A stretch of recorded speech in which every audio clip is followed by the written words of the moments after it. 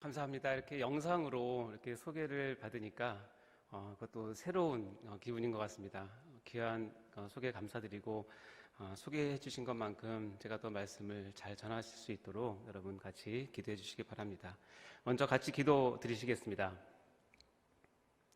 하나님 나라의 주인 되시어 저희를 사랑하여 주신 하나님 아버지, 귀하고 거룩한 주일의 저녁 예배를 온 성도들이 이렇게 드리게 하여 주시니 참으로 감사드립니다.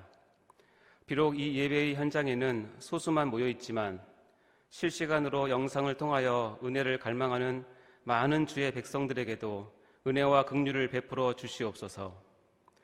이제는 하나님의 말씀을 듣는 시간이 옵니다. 저희는 듣겠사오니 주님 친히 말씀하여 주시옵소서. 또한 성령님께서 역사하여 주시어 우리의 눈과 귀를 열어 이 하나님의 말씀을 깨닫게 하여 주시옵소서. 주님, 저를 붙들어 주시옵소서. 모든 영광을 주님께 올려드리며 우리 주 예수 그리스도 이름으로 간절히 기도하옵나이다. 아멘.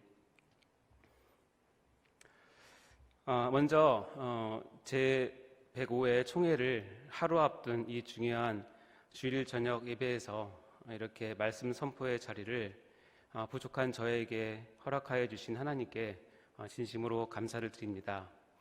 특별히 담임 목사님과 당회에도 깊은 감사를 드립니다. 지금 영상을 보시는 분들 가운데 소강서 목사님이 아니시네 하면서 이렇게 유튜브 나가시려고 하시는 분들 계신 것 같습니다. 잠시만 좀 참아주시기 바랍니다. 기왕에 들어오신 거 저에게 5분의 시간을 주셔서 5분을 들어보시고 결정하셔도 됩니다. 늦지 않습니다. 제가 담임 목사님 흉내 좀 내봤습니다. 저는 의료 전도사로 세대인교회를 섬기고 있는 이재훈입니다. 저는 간혹 진료의 현장에서 의사가 환자에게 시한부 선언을 하는 것을 가끔 보아왔습니다. 이 시간 여러분이 저와 같이 의사 선생님 앞에 공손히 앉아서 검사한 결과를 듣고 있다고 한번 상상해 보시기 바랍니다. 환자분, 어쩌다 이렇게 될 때까지 그냥 지내셨어요? 이번 결과들을 종합해 보니 앞으로 남은 여생 길어야 한두 달일 것 같습니다. 병원에서는 더 이상 해드릴 것이 없으니 남은 기간 잘 정리하시고 하시고 싶은 것들 하시면서 지내시기 바랍니다. 여러분이 만일 이 선고를 주治선생님께 들었다면 마음이 어떠시겠습니까? 이제 주어진 남은 시간들을 어떻게 무엇을 하며 지내시려고 하시겠습니까? 많은 사람들이 죽기 전에 해보고 싶은 일을 적어놓은 것을 버킷리스트라고 하더군요. 이 리스트 안에는 이제 얼마 남지 않은 자신의 금쪽 같은 그 시간을 투자해서 반드시 하고 싶은 것을 적어 놓는다고 합니다. 그리고 그것을 하나씩 이뤄가기 위해서 자신의 얼마 남지 않는 시간을 과감하게 투자하곤 합니다. 만일 어떤 사람이 가족을 가장 귀하게 생각하는 사람이라면 그 남은 시간 가족들과 더 친밀하게 지내려고 자기의 시간을 드릴 것입니다. 또 어떤 사람들은 평소에 가보고 싶었지만 정말 못 가봐서 한이 된 그곳을 찾아다니면서 여행을 할 것입니다. 또 어떤 사람은 자기가 정말 몰두할 수 있는 취미에 깊이 빠져들어서 남은 시간들을 그 취미를 하면서 위로를 받을 것입니다. 그리고 또 어떤 사람들은 그 현실을 자기가 거부하면서 끌어오르는 분노를 삭히면서 또는 그 분노를 타인에게 투사하면서 그렇게 괴롭게 지내시는 분들도 있을 것입니다. 또 신앙이 없는 분들 가운데는 술이나 또는 마약이나 어떤 쾌락으로 그것을 잊어보려고 발버둥 치시는 분도 있을 것입니다. 그래서 이 남은 시간을 무엇을 하며 지내는지를 우리가 본다면 그가 평소에 그의 삶에서 가장 소중하게 생각하는 것이 무엇인지를 우리가 알 수 있을 것입니다. 이제 여러분이 이제 이 땅에서의 남은 시간이 만일 40일이라면 여러분 무엇을 하면서 시간을 보내시겠습니까? 오늘 본문에서 보면 예수님께서 부활하신 후 승천하시기까지 이 땅에서의 시간이 40일이었음을 알 수 있습니다. 우리 본문을 잠시 다시 한번 보겠습니다. 사도행전 1장 3절입니다. 또한 그들에게 확실한 많은 증거로 친히 살아계심을 나타내사 40일 동안 그들에게 보이시며 하나님 나라의 일을 말씀하시니라. 어쩌면 시한부 환자의 제한된 시간처럼 예수님에게도 사랑하는 제자들과 이 땅에서 볼 수 있는 시간은 40일로 제한되어 있었습니다. 그래서 이 금쪽 같은 이 기간 동안에 예수님이 무엇을 하셨는지를 우리가 알아본다면 평소에 예수님께서 무엇을 가장 소중하게 여기시고 무엇을 중심으로 삼으시면서 사셨는지를 우리가 알 수 있지 않겠습니까? 그렇다면 예수님의 부활 후 승천까지의 40일에 여러 행적을 한번 돌아보고자 합니다. 여러 일들을 하신 것을 우리가 알 수 있습니다. 그 중에 대표적인 몇 가지 행하신 일들을 보겠습니다. 예수님은 첫 부활하신 후에 막달라 마리아라고 하는 여인에게 자신의 부활의 모습을 처음 보이셨습니다. 그 당시로는 증인으로서는 가치가 전혀 없는 한낱 여인에게 예수님은 자기의 부활체를 처음 보이신 것입니다. 이것을 보건대 이는 얼마나 예수님께서 소외되고 가난한 자들, 낮은 자들을 돌아보셨으며 그들에게 먼저 복음 전하시는 일을 하셨는지를 우리는 알 수 있습니다. 또 이런 사건도 있죠. 엠마오로 가는 두 제자에게 나타나신 사건 말입니다. 예루살렘에서 예수님이 십자가에서 처형되신 후에 이제 실망이 가득한 모습으로 정말 풀이 죽은 모습으로 엠마오로 가는 두 제자에게 예수님은 길에서 나타나셨습니다. 그리고 같이 길을 가시면서 성경 말씀을 풀어주시면서 그들의 믿음을 회복시켜 주시는 일을 하셨습니다. 그 제자가 이런 말을 합니다. 길에서 우리에게 말씀하시고 우리에게 성경을 풀어주실 때에 우리 속에서 마음이 뜨겁지 아니하더냐라는 고백을 할 정도로 말입니다. 이렇듯이 예수 그리스도는 실망에 지친 제자들에게 찾아가셔서 말씀으로 믿음을 세워주시는 일을 하신 것입니다. 의심 많은 도마 잘 아시죠? 그 의심 많은 도마에게도 나타나셨습니다. 너는 나를 본고로 믿느냐? 보지 못하고 믿는 자들은 복되도다 라고 하는 의미심장한 말씀을 이 도마에게 해주셨습니다. 의심병에 걸려서 하나님께 나갈 수 없는 자를 찾아가셔서 친히 자신을 보여주심으로써 확신이라고 하는 선물을 주신 일을 하신 것입니다. 또한 업으로 되돌아간 베드로를 찾아가셨습니다. 요한의 아들 시몬아, 네가 나를 사랑하느냐? 3번 물으시면서 철저하게 실패했던 베드로를 다시 수제자로 세우셨습니다. 여러분도 저번 금요 철야 예배 때 담임 목사님을 통해서 들으셨던 것처럼 내가 주님을 필레오밖에 할 수 없는 줄을 주님께서 아십니다 라고 하는 베드로의 고백을 받으시면서 너는 내 양을 먹이고 내 양을 치라 라고 하는 목양을 위임해 주셨습니다. 이처럼 예수님은 실패자를 다시 부르시고 사명을 맡기신 일을 하신 것입니다. 이와 같이 예수님은 그 얼마 남지 않는 40일이라고 하는 금쪽 같은 시간을 자기의 사랑하는 제자를 만나는 데 다 사용하셨습니다. 그들을 만나신 예수님은 복음을 전하시는 일을 하셨고 말씀으로 믿음을 세워주시는 일을 하셨으며 확신이라는 선물을 주시는 일과 실패자를 다시 부르시고 사명을 맡기시는 그런 일들을 하신 것입니다. 그리고 이런 일들을 하신 모든 것을 오늘 본문인 사도행전 1장 3절에서는 하나님 나라의 일이었다고 한마디로 정리하고 있습니다. 다시 본문을 보실까요? 사도행전 1장 3절입니다. 같이 읽겠습니다. 시작. 그가 고난 받으신 후에 또한 그들에게 확실한 많은 증거로 친히 살아계심을 나타내사 40일 동안 그들에게 보이시며 하나님 나라의 일을 말씀하시니라. 즉 예수님은 공생의 사역 전체를 통틀어서 가장 중요하고 귀하게 여기셨던 것은 바로 하나님 나라였다는 것을 우리가 알 수 있습니다. 실은 예수님은 메시아로서 사역의 첫 말씀도 바로 이 하나님 나라였음을 우리가 말씀에서 찾아볼 수 있는데요.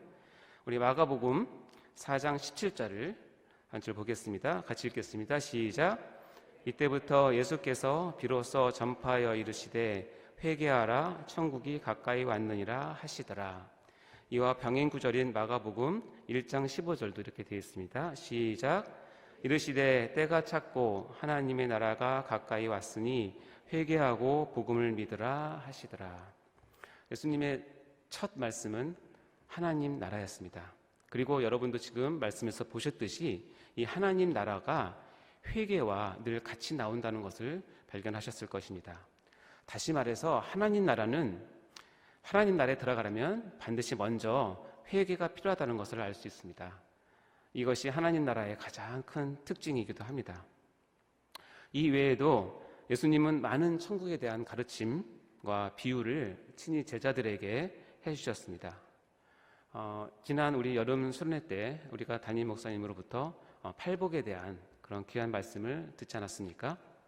이 팔복이 바로 하나님 나라의 백성으로서의 성품과 인격 그리고 삶을 가르치는 상상수훈의 가장 중요한 부분이라고 할 수 있습니다. 우리가 또한 계속 이어서 사도행전을 통해서 보면 예수님께서 그렇게 소중하게 여기셨던 하나님 나라를 그의 제자들이 이어받아서 전하였음을 우리가 알 수 있습니다. 바울이 가장 그 일에 앞장섰던 우리 사도인데요. 우리 말씀을 한번 볼까요? 사도행전 19장 8절입니다. 네, 같이 읽겠습니다. 시작.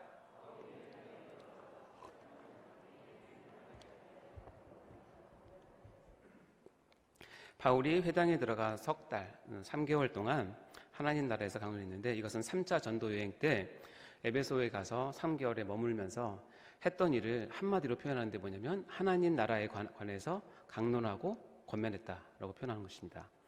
사도행전 28장 23절도 읽어보겠습니다. 읽겠습니다. 시작. 그리 날짜를 정하고 그가 유숙하는 집에 많이 오니 바울이 아침부터 저녁까지 강론하여 하나님 나라를 증언하고 모세의 율법과 선지자의 말을 가지고 예수에 대하여 권하더라. 바울이 죄수의 몸으로 로마에 도착하였습니다. 가택연금처럼 이제 갇히게 되었는데 이 바울을 만나러 오는 사람들이 많았었나 봅니다. 이제 면회가 허락이 되었으니까요. 이 죄수의 몸으로 로마에 있으면서 바울은 여기 보면 아침부터 저녁까지 그 사람들을 맞아들이면서 강론을 했는데 뭐에 대해서? 하나님 나라에 대해서 강론을 했다라고 합니다. 그러니까 바울은 지금 모든 사역의 중심이 뭐에 있는 거죠? 하나님 나라에 있는 거죠. 왜냐하면 예수님께서 하나님 나라를 그렇게 강조하셨기 때문에 그렇습니다. 그러면서 사도행전 마지막 장 마지막 절을 보시면 이렇게 표현되어 있습니다. 28장 30절 31절인데요. 같이 읽겠습니다. 시작. 바울이 온 이태를 자기 셋집에 머물면서 자기에게 오는 사람들을 다 영접하고 하나님의 나라를 전파하며 주 예수 그리스도에 관한 모든 것을 담대하게 거침없이 아멘. 여기서 이태라고 하는 것은 2년을 얘기합니다. 사도 바울이 2년 동안 로마에 있으면서 자기 셋집에 가택연금처럼 있으면서 오는 사람들을 다 영접해서 하나님 나라를 전파했다라고 하면서 사도행전이 끝날 것 같지 않으면서 이렇게 끝나게 됩니다. 그러면서 아주 멋있는 말을 하죠. 거침없이 가르치셨더라. 너무 사도 바울의 모습이 죄수임에도 불구하고 좀 하나님 나라를 거침없이 가르쳤던 모습이 이게 상상이 됩니다. 자, 이와 같이 예수님께서도 그렇게 소중하게 여기시는 최고의 메시지인 이 하나님 나라를 초대교회에서는 가장 핵심적이고 중요한 가치로 알고 이를 끊임없이 강론하고 권면하고 전파하고 증언하고 가르쳤습니다. 이것은 우리가 사도행전의 기록을 통해서 확인해 본 바와 같습니다. 자, 그런데 이제 우리는 여기서 한 가지 눈여겨볼 대목이 있습니다. 바로 이 하나님 나라와 교회와의 관계에 대해서 말입니다. 이 관계를 이해하는 것은 우리 신앙생활에 있어서 너무나도 중요하오니 집중해서 졸지 마시고 저희의 설교를 들어주시기 바랍니다. 여러분의 이해를 돕기 위해서 먼저 표를 한번 보도록 하겠습니다. 제가 개정개혁 한글 성경에서 출연한 단어의 횟수를 개략적으로 뽑은 것인데요. 자, 우리 예수님이 사역하셨던 사복음서에는 하나님 나라 또는 천국이라는 단어가 85번 나옵니다. 대부분 예수님의 입에서 나온 단어입니다. 그리고 우리가 친숙한 교회라고 하는 단어는 2번 나옵니다. 이것은 마태복음에 딱 2번 나오는데요. 그러나 이게 분위기가 바뀌면서 사도행전과 그다음에 서신서, 요한계시록까지의 뒤에 부분을 보면 하나님 나라와 또는 천국이라는 단어는 17회로 줄고 교회라고 하는 단어가 무려 110회로 엄청나게 늘어났다는 것을 볼 수 있습니다. 무엇이 변했나요?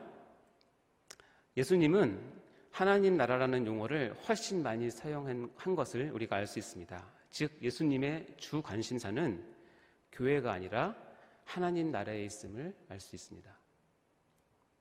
그런 반면에 예수님께서 승천하신 후 기록한 사도행전, 서신서들, 계시록에서는 사도들과 초대교회 제자들은 교회라고 하는 용어를 훨씬 더 많이 사용하고 있음을 볼 수 있습니다. 이는 제자들의 주 관심이 교회에 있었음을 알 수 있습니다. 이것은 하나님의 관점이 변했다는 뜻입니까? 아닙니다. 여기에는 하나님의 신비와 섭리가 들어있습니다. 제자들이 교회라는 용어를 서신서에서 이렇게 많이 쓴 이유가 있습니다. 그것은 이 귀하고 소중한 하나님 나라를 교회라고 하는 신적 기관에 맡기시고 교회를 통해서 하나님 나라를 이루어 가시기로 작정하셨다는 뜻입니다. 누가요? 하나님께서 그리 하셨다는 뜻입니다. 제가 다시 한번 반복합니다. 이것은 굉장히 중요한 내용입니다. 제자들이 교회라는 용어를 서신서에서 그렇게 많이 사용한 이유가 있는데 그것은 바로 이 귀하고 소중한 하나님 나라를 교회라고 하는 신적 기관에 맡기시고 교회를 통해서 하나님 나라를 이루어 가시기로 작정하셨다는 뜻입니다. 누가요? 누가요? 하나님께서 그렇게 하셨다는 것입니다. 따라서 예수 그리스도께서 자신의 피값으로 사신 교회를 이 땅에 세우시고 그 교회의 머리가 되시고 교회를 다스리시고 인도하시는 목적이 있는데 그 목적이 무엇이란 말입니까? 교회 자체에 있는 것이 아니라는 것입니다. 네, 맞습니다. 바로 하나님 나라를 목적하신다는 뜻입니다. 즉 교회의 사명과 존재의 이유는 바로 하나님 나라를 위함이라는 것이죠. 제가 이해하기 쉽게 몇 가지 비유로 이 관계를 설명을 드리겠습니다. 비유라서 다 맞진 않겠지만 여러분이 이해하시는데 조금 도움이 되셨으면 좋겠습니다. 그리고 이것은 중요하기 때문에 다시 한번 말씀드립니다. 저기 보이는 저 와인이 여러분 별로 안 놀라시는데요. 한 병에 2,100원이 아니라 2,100만 원입니다. 인터넷에 찾아보니까 나오더라고요. 저기 이 와인 이름이 로마네 꽁띠라고 하는데 저게 무슨 술인지 제가 술 끓은 지가 오래돼서 잘 모르겠습니다. 하여튼 저런 그 한정판으로 아마 이렇게 파는 것 같습니다. 세계적으로 유명한 와인이라고 하는데 1년에 6,000병만 만들어서 이렇게 배급한다고 해서 저렇게 가격이 비싼 것 같고요. 한 병 가격이 대략 2,100만 원 정도 된다고 합니다. 그러고 보니까 오늘은 그 주일 내내 그 술 얘기를 많이 듣게 되네요. 세수를 세 부대 이렇게 말씀도 하셨고. 여러분 저 한 병을 이제 만약에 2,100만 원을 주고 산다면 여러분 저 병을 보고 삽니까? 저 병 안에 있는 와인을 보고 삽니까? 솔직히 저 병은 얼마일까요? 와인을 다 먹고 저 병을 팔면 요즘 빈 병값이 얼마인지 잘 모르겠는데 얼마나 되겠습니까? 2,100만 원은 순전한 와인값이겠죠. 이해되시죠? 그러나 저 병에 담겨져 있을 때 그 와인은 상품 가치가 있는 것입니다. 이해되십니까? 마치 하나님 나라는 어마어마한 가치가 있고 그것은 따질 수 없는 귀한 것입니다. 그것을 교회라고 하는 것에 담아두시는 것입니다. 교회가 하나님 나라를 품을 때, 교회가 하나님 나라를 향해 살 때, 그것은 저 와인 한 병이 2,100만 원인 것보다 훨씬 더 값어치 있는 교회가 되는 것입니다. 이것은 마치 어떤 것과 같냐면 하나님께서 인간을 육체와 영혼으로 이렇게 만드셨습니다. 그래서 눈에 보이지 않는 영혼을 눈에 보이는 육체에 넣어두셔서 이 두 개가 하나가 되었을 때 우리는 사람 또는 인간이라고 얘기합니다. 우리가 육체가 귀한 이유가 있습니다. 그 이유는 그 안에 영혼을 담고 있기 때문입니다. 여러분도 다 아시겠지만 영혼이 육체를 떠나면 그래서 우리 죽는다라고 표현하죠. 죽음이라고 얘기합니다. 영혼이 육체를 떠나면 그 남은 육체는 그저 한낱 시체로 취급될 수밖에 없습니다. 하나님 나라와 교회의 관계가 이런 유사성이 있다고 생각하시면 됩니다. 이해되십니까? 네, 여러분 다 끄덕끄덕 해주셔서 감사합니다. 영상 보시는 분들도 다 끄덕끄덕 하신다고 느껴집니다. 그래서 교회는 반드시 해야 할 일이 있습니다. 그것은 뭐냐면 분명한 목표와 결과물을 창출해내야 되는 것입니다. 그것이 무엇입니까? 하나님 나라입니다. 쉽게 설명을 드리자면 이것입니다. 직원 한 3,000명 되는 자동차 공장이 있다고 합시다. 새벽부터 밤늦게까지 그 공장은 열심히 직원들이 일을 합니다. 그리고 그 자동차 공장에 월 나오는 자동차 대수가 몇천 대 또는 1년에 몇만 대를 생산할 때 그 자동차 공장은 자동차 공장으로서의 역할을 감당하는 것이고 그 안에 일하는 사람들은 월급을 받을 만한 일을 하는 것입니다. 저는 다건연세내과라고 하는 개인 병원을 운영하고 있습니다. 제가 부원장들과 또는 사랑하는 직원들과 아침 일찍부터 저녁까지 이제 병원 일을 하면서 어떤 결과를 냅니까? 환자를 치료해주고 그들의 건강을 보살펴주고 그들에게 행복을 주고 그리고 저도 그 재정 수입을 얻게 되는 그것이 다건연세내과가 저에게 존재하는 이유인 것이죠. 그렇다면 무엇이 교회가 맺어야 될 하나님 나라의 열매들일까요? 아까 우리 서두에서 우리가 같이 예수님이 하신 하나님 나라의 일들을 다시 살펴보면 거기서 답을 얻을 수 있습니다. 먼저 복음을 전하는 일을 해야 되고요. 말씀으로 믿음을 세워주시는 일을 해야 되고요. 확신이라고 하는 선물을 주시는 일과 실패자들을 다시 부르시고 사명을 맡기시는 일 등을 주님께서 하셨듯이 교회가 이 일들을 할 때 그렇게 예수님께서 교회를 통해서 이루고 싶어 하시는 하나님 나라가 이루어지는 것입니다.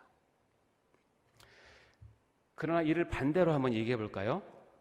만약 이 하나님 나라가 없다면 그 교회는 존재의 의미가 없는 것입니다. 즉 교회 자체는 교회라고 하는 그 자체는 큰 의미가 없는 것입니다. 다시 예를 들자면 3,4천 명 직원이 있는 자동차 공장이 새벽부터 밤늦게까지 어쨌든 심야조까지 돌리면서 열심히 뭔가를 합니다. 근데 한 달에 생산된 자동차가 한 대도 없고 1년 동안 생산된 자동차가 한 대도 없다면 여러분이 그 공장의 사장이라면 어떻게 하시겠습니까? 월급을 주시겠습니까? 당장 정리하지 않겠습니까? 왜냐하면 자동차 공장을 운영하는 사장의 마음은 최종 목표는 자동차를 만들어내는 것입니다. 제가 다건연세내과를 운영하고 있습니다. 혹시 그럴 기회가 있어서 저에게 만약에 6개월 동안 해외 선교를 하나님께서 보내시면 제가 아마 우리 부원장들하고 직원들을 모아놓고 얘기를 할 것입니다. 제가 잠시 선교 일을 위해서 자리를 비우니 그동안 우리 다건연세내과 너희들이 잘 운영하고 해주라. 월급은 줄게 이렇게 하겠죠. 그래서 제가 이제 멀리 가서 있는 동안에 일주일에 한 번씩 보고가 올라옵니다. 직원들 아침 일찍 왔고요, 또 점심 잘 먹었고요, 저녁까지 열심히 일하다가 갔어요. 이렇게 쭉 보고 왔는데 저는 잘 되는 줄 알고 6개월 만에 마치고 돌아와서 딱 보니까 6개월 동안 직원들은 열심히 뭔가를 했는데 환자 본 진료 기록이 하나도 없어요. 환자를 하나도 안 봤어요. 그럼 너 무슨 일 했니?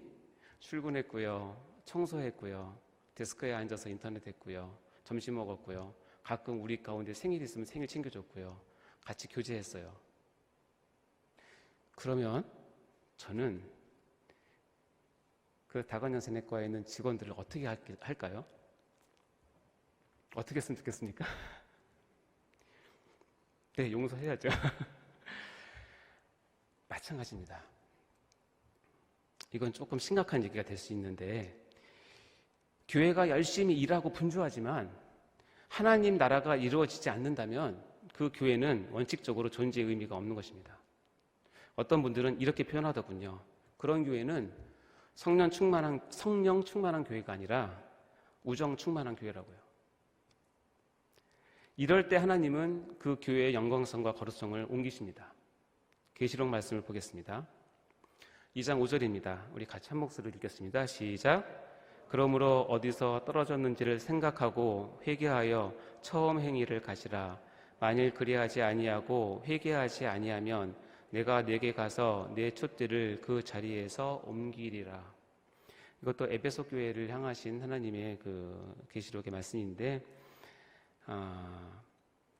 첫사랑을 버린 그들을 회개를 촉구하십니다. 그리고 회개하지 않으면 촛대를 옮기시겠다고 말씀하십니다. 이 말씀에서도 회개하지 아니하면 교회를 촛대를 옮기시겠다고 말씀하시는 것을 보지 않습니까? 다시 말해서 하나님 나라의 회복에도 반드시 회개가 필요함을 알 수 있습니다. 마치 우리가 하나님 나라에 처음 들어가기 위해서도 회개가 필요하듯이 말입니다. 이렇듯 하나님 나라는 교회를 통해서 펼쳐지고 성취가 됩니다. 하나님께서 그렇게 작정하셨기 때문입니다. 그러하기에 하나님 나라의 영광과 은혜와 풍성함이 고스란히 교회에 전달되어집니다. 그래서 교회는 그 영광과 은혜와 풍성함에 같이 동참하며 같이 맛을 보고 누리게 되는 것입니다. 그러나 여기서 이것들이 교회 자체의 것이 아님을 반드시 알아야 합니다. 그렇지 않으면 교만하여지고 타락하여지기가 쉽기 때문입니다. 여러분 혹시 호가호위라는 사자성어를 들어보신 적 있습니까? 그림이 나왔는데 이 호가호위라는 사자성어의 뜻은 여우가 호랑이의 위세를 빌려 호기를 부린다는 뜻으로 남의 권세를 빌려 위세를 부린다는 비유입니다. 아마 호랑이가 산 중에 왕이지 않습니까? 그러니까 호랑이가 이제 행차를 하는데 아마도 여우를 저기 앞에 그 길잡이로 세웠던 것 같습니다. 숲속에 많은 동물들이 호랑이 왕이 온 것을 보고 그 앞에 경배를 하며 또 두려워서 피하고 이것을 보면서 여우는 지금 착각에 빠져 있는 것입니다. 저들이 저렇게 하는 것이 자기 때문이라고 생각을 하는 겁니다. 근데 그들은 그 여우 뒤에 있는 무엇을 보고? 호랑이를 보고 그렇게 하는 것인데 교만한 여우는 지금 그것을 모르고 자기가 정말 대단한 것이라고 생각을 하고 착각하는 것이죠. 그런 사람은 언제가 큰 코가 다치겠죠. 여러분 가운데 이런 경험을 해보신 적 있습니까? 이런 사람을 만나본 적 있습니까? 얼마나 마음이 그렇습니까? 교회가 그렇다는 것입니다. 교회는 마땅히 존중되어야 하고 교회는 마땅히 추앙을 받아야 합니다. 왜냐하면 예수 그리스도의 피로 값주어 사신 교회이기 때문입니다. 그러나 교회가 그렇게 영광과 은혜와 풍성함이 넘치는 것은 그 뒤에 무엇이 있기 때문에? 하나님 나라가 있기 때문에 하나님께서 주신 것입니다. 그래서 많은 사람들이 교회를 향해서 그렇게 표현할 때 우리는 하나님 나라를 생각하면서 겸손하게 그것을 받아야 합니다. 그러나 그것을 위세로 알고 그것을 권리를 알고 그들을 배척한다면 세속적인 교회가 될 수밖에 없고 타락할 수밖에 없는 것입니다. 그래서 반드시 교회는 하나님 나라를 품고 있어야 하며 교회 뒤에 하나님 나라가 있다는 사실을 아셔야 된다는 것입니다. 우리가 여기서 깊이 새겨야 할 한 신앙인의 고백이 있습니다. 바로 세례 요한의 고백입니다. 요한복음 3장 30절 말씀입니다. 같이 읽겠습니다. 시작. 그는 흥하여야 하겠고 나는 쇠하여야 하리라 하니라. 앞에 나오는 그는 누구입니까? 예수님입니다. 뒤에 나온 나는 누구입니까? 이 말을 한 세례 요한입니다. 세례 요한은 분명히 알았습니다. 본체이신 예수 그리스도는 흥해야 하는 것이고 나는 그 앞에 광야의 길을 예비하는 자로서 이제는 망해야 된다라고 하는 자기 정체성을 고백하는 것입니다. 그러나 얼마나 많은 우리 주위에서 예수님도 흥하고 나도 흥했으면 좋겠다고 생각합니다. 심하면 예수님은 좀 손해를 보더라도 나는 좀 흥해야 되지 않겠습니까? 라고 얘기합니다. 그래서 자기가 손해보는 것, 자기가 불이익을 당하는 것, 자기가 조금이라도 자기 인생에 자기 뜻에 어긋나는 것을 못 견뎌 하는 사람들을 많이 보게 됩니다. 그것은 하나님 나라와 교회와의 관계를 아직 잘 모르시는 분들입니다. 지금까지 그렇게 하셨다면 이제는 그렇게 안 하셨으면 좋겠습니다. 오늘 이 설교를 통해서 내가 누구인지를 아셨으면 좋겠고 세례 요한의 이 고백이 여러분의 신앙생활에 늘 나왔으면 좋겠습니다. 그렇다면 우리는 이제 하나님 나라를 품은 교회가 되어야 합니다. 그리고 하나님 나라를 품은 교회라는 관점에서 우리의 교회를 다시금 봐야 할 것입니다. 그럴 때 다음 두 가지를 반드시 명심하셨으면 좋겠습니다. 첫째, 하나님 나라의 주인은 하나님이시다. 둘째, 그 하나님께서 교회를 하나님 나라를 위하여 하나님 나라를 목표 삼으시고 교회를 이끄신다라고 하는 것을 아셔야 된다는 것입니다. 이 두 가지의 원리를 여러분 반드시 마음에 새기시고 교회를 돌아봐야 할 것입니다. 저는 이것을 생각할 때마다 꼭 떠오르는 경험이 있습니다. 제가 고등학교 때 다니던 고등학교가 배구를 좀 하는 고등학교였는데요. 한 번은 전국대회에서 결승까지 올라갔습니다. 그래서 며칠 동안 전 교인이 모여서 응원을 이제 했는데 혹시 카드 섹션이라는 거 해보신 적 있습니까? 전 교인이 다 모여서 이제 카드 섹션을 합니다. 저것은 멀리서 보면 이제 뭐 그림이 보이지 않습니까? 저거는 이제 제 그림이 아니고 인터넷에서 찾은 겁니다. 제가 해보니까 제일 앞에서 이제 우리 체육 선생님 아니면 교련 선생님이 이제 사인을 줍니다. 신호를 줍니다. 그 신호는 각각에 있는 사람들에게 다 정해져 있어요. 그래서 1번 그러면 나는 펼쳐야 되고 내 옆에 있는 친구는 닫아야 되고 또 다른 신호들은 어떤 사람은 서야 되고 어떤 사람은 앉아야 되고 어떤 사람은 흰색을 드러내야 되고 어떤 사람은 까만색을 드러내야 됩니다. 이것이 앞에서 지휘하는 그 체육 선생님이나 교련 선생님의 아주 정확한 타이밍에 맞는 그 지시에 따라서 시그널에 따라서 나는 그것을 바라보면서 그렇게 해줘야 됩니다. 왜 그렇게 합니까? 그래야 전체 그림이 살아나기 때문입니다. 저 그림을 잘 보이시면 저 왼쪽 눈자국에 하얀 거 보이십니까? 저 가만히 보면 어떤 한 학생이 멍청하게 다른 사람들은 다 까맣게 됐는데 하얀색을 펼친 거예요. 그러니까 호랑이 눈에 눈곱이 낀 거죠. 어떤 사람들은 그래서 저걸 보면서 백내장 걸린 호랑이가 돼버린 것이고 독수리를 만들었는데 그 부리가 빠진 독수리가 되고 이제 그렇게 되는 것입니다. 얼마나 속상하겠습니까? 왜 그렇습니까? 거기는 한 사람 한 사람들이 그 시그널을 무시하고 자기가 하고 싶은 대로 했기 때문에 그렇습니다. 하나님께서 아까 얘기했지만 하나님 나라의 주인인 하나님께서 하나님 나라를 전체를 보는 관점에서 교회와 교회들을 이끌어 가십니다. 그리고 전체적인 시야를 가신 하나님께서 무슨 말씀을 하셨을 때는 우리는 순종해야 됩니다. 왜 그렇습니까? 그래야 하나님께서 원하시는 그림이 나올 수 있기 때문입니다. 마찬가지로 하나님 나라에 대한 전체적인 그림을 이해하고 인도할 수 있는 영적 리더의 인도하심에 여러분 순종하셔야 됩니다. 왜냐하면 그래야 하나님 나라의 온전한 그림을 만들어낼 수 있는 공동체가 되기 때문입니다. 다른 사람은 다 하얀데 나는 왜 까매? 불만을 가지시면 안 됩니다. 다른 사람들은 다 앉아있는데 왜 나는 일어서야 돼? 힘든데? 그래서 앉아버리면 저런 그림이 나오게 되는 것입니다. 그래서 누가 봅니까? 실은 제가 해보니까 저는 그림을 볼 수가 없어요. 안에서 열심히 시키는 대로만 해야 됩니다. 그러나 멀리서 보는 교장 선생님이나 다른 선생님들이 보시기에는 그 응원의 메시지가 되는 것이죠. 하나님 나라가 우리가 참 이해하기 어렵지만 때로는 내가 손해봐야 될 때도 요구하십니다. 왜냐하면 내가 손해볼 때 누군가는 이득을 보기 때문입니다. 때로는 내가 죽어져야 될 때가 있습니다. 싫습니다. 하지만 죽어져야 하나님 나라의 개념에서 누군가는 나의 죽음을 통해서 살아납니다. 그것을 보지 않으면 너무 개인적인 신앙만 하죠. 나는 무조건 해야 돼.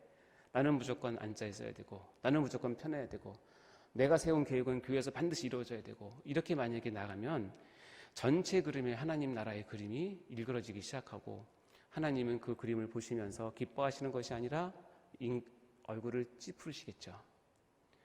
자, 우리가 이제는 교회와 하나님 나라의 관계를 그런 시각으로 볼 수 있는 그런 영안과 믿음의 깊이가 깊어졌으면 좋겠습니다. 제가 드리는 다음에 세 가지 질문을 하나님 나라의 염두에 두고 한번 대답을 스스로 해보셨으면 좋겠습니다. 첫 번째입니다. 왜 우리는 현장 예배에 목말라 하고 있는가? 가장 요즘에 우리 교회에 뜨거운 화두이죠. 우리가 그동안 못 보던 구역 식구들이나 교역자들을 만나고 싶고 뜨거운 예배 분위기를 다시 맛보고 싶고 은혜 받기가 현장 예배가 훨씬 더 수월하기 때문만이라면 아마 그것은 좀 반쪽짜리일 것 같습니다. 여러분은 혹시 그동안 현장 예배를 못 드리는 기간 동안에 사그러져가는 하나님 나라를 보진 않으셨나요? 이렇게 나와 우리 주변에서 하나님 나라가 마치 꺼져가는 불씨처럼 여겨지는 것을 보면서 내 마음이 타고 가난해지고 애통해지지 않던가요? 이러하기 때문에 우리가 더욱더 현장 예배에 목말라 하는 것이라고 저는 믿고 싶습니다. 이러한 마음으로 현장 예배를 사모하는 성도분들은 곧 천국을 소유하게 될 것입니다. 왜냐하면 마태복음 5장 3절에 심령이 가난한 자는 복이 있나니 천국이 그들의 것이며 라고 말씀하셨기 때문입니다. 두 번째 질문입니다. 왜 우리가 교회에서 이렇게 분주하게 봉사하고 헌신하고 부서와 교구를 섬기십니까? 이렇게 코로나로 인해 어려운 상황이 지속되는데도 이럴 때도 모범적으로 헌신하는 모든 성도분들을 주님의 이름으로 칭찬합니다. 그러나 이럴 때일수록 우리는 하나님 나라를 위해서 일하고 있다는 그 사실을 절대로 잊으시면 안 됩니다. 세 번째 질문입니다. 왜 우리가 담임 목사님의 총회장 되심을 후원하고 기도하고 헌신하십니까? 보면 교단 총회장을 배출한 교회가 과연 한국에 몇 교회나 되겠습니까? 그만큼 하나님의 큰 축복이고 은혜임을 우리 모두는 다 알고 있습니다. 이것은 우리의 자랑거리이자 자부심이고 늘 하나님께 감사할 내용입니다. 그러나 거기에만 그친다면 이 또한 반쪽짜리일 것입니다. 담임 목사님이 총회장 되심으로 인하여 다시 세워질 하나님 나라를 우리 같이 보셨으면 좋겠습니다. 저는 개인적으로 우리 담임 목사님을 존경하고 후원하고 기도하고 따르고 있습니다. 왜냐하면 목사님 안에서 살아 움직이는 하나님 나라를 제가 보았기 때문입니다. 그리고 앞으로 이루어질 더 크고 든든한 하나님 나라의 확장이 이번에 총회장 되심으로 인하여서 더욱 넓어지는 비전을 제가 주안에서 보았기 때문입니다. 아마도 교단 총회장의 길이라는 것은 꽃길이라기보다는 지금 보아하니 고난을 받는 아마 험난한 길인 것 같습니다. 그렇듯이 교단 총회장의 그런 길들은 아마 고난의 길이라고 생각되어집니다. 그러나 하나님 나라를 향한 분명한 목표를 제시할 수 있는 영적 리더로서 목사님과 함께 이 고난의 길을 같이 따르며 동역하며 가고자 하는 성도분들은 조만간 천국을 경험하게 될 것입니다. 왜냐하면 말씀이 그렇게 증거하고 있기 때문입니다. 마태복음 5장 10절에 의를 위하여 박해를 받는 자는 복이 있나니 천국이 그들의 것입니다 라고 말씀하셨기 때문입니다. 말씀을 마무리하고자 합니다. 하나님 나라는 얼마나 중요한 중심 주제인가요? 예수님께서 성육신 하시어 이 땅에 오셨고 메시아로서 사역의 첫 말씀이 바로 하나님 나라였습니다. 그리고 3년간의 공생의 기간 동안에 예수님은 입만 여시면 하나님 나라를 가르치셨습니다. 그리고 예수님께서 이 땅에서 마지막 주어진 40일을 계실 때에도 부활체의 몸으로 끝까지 놓지 않고 있었던 중심 메시지가 바로 하나님의 나라입니다. 그 후 초대교회에서는 사도들과 많은 제자들이 교회를 세우면서 반드시 강론하고 권면하고 가르쳤던 주제가 바로 이 하나님의 나라입니다. 즉 하나님 나라를 염두에 둔 교회 세움입니다. 그 이후 2000여 년의 기독교 역사에서 수많은 교회들과 신앙의 선배들이 지켜온 것이 바로 하나님 나라를 품은 교회였던 것입니다. 우리가 교회 안에서 이렇게 묻혀 살면서 정말 잊기 쉬운 것이 있는데 그것이 바로 하나님 나라입니다. 다시금 우리가 깊이 마음에 새기면서 하나님 나라를 품은 교회로서 더욱 성장해 가시는 우리 모두가 되시기를 주의 이름으로 축원합니다. 기도로 마치도록 하겠습니다. 하나님 아버지, 이 시간 큰 은혜 주시어 이렇게 예배를 드리고 말씀을 듣게 하여 주시니 감사를 드립니다. 오늘 우리 모두가 하나님 나라를 품은 교회가 되기를 간절히 소망합니다. 특별히 내일 교단 총회에서 총회장으로 사역을 감당하실 담임 목사님을 축복하여 주시옵소서. 목사님께서 총회장으로 섬기실 때에 하나님의 나라가 더욱 왕성하게 임하게 하여 주시옵소서. 우리 세이된 교회뿐만 아니라 교단과 한국교회와 더 나아가 세계 만방의 교회 안에 하나님의 나라가 더 넓어지는 큰 축복을 허락하여 주시옵소서. 이제 대면 예배를 사모하는 모든 성도님들의 마음을 위로하여 주시사 속히 코로나의 위험으로부터 벗어나 마음껏 예배를 드릴 수 있도록 도와주시옵소서. 감사드리며 이 모든 말씀을 예수님의 이름으로 기도합니다.